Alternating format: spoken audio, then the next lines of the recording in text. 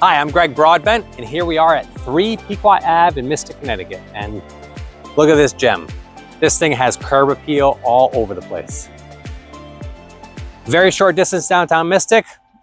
I'm ready for a tour. Let's go in.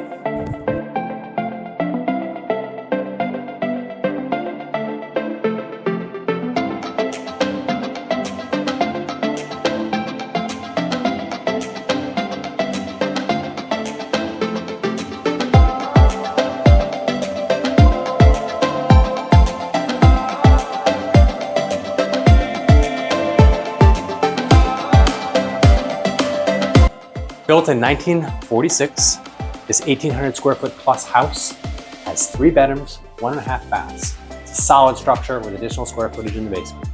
Let's take a look around.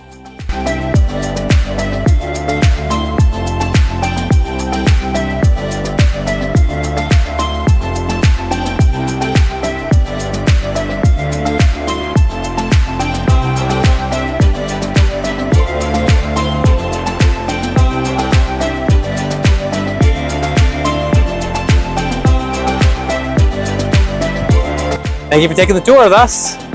As always, give us a call for a private tour. Like, share, follow. See you next time.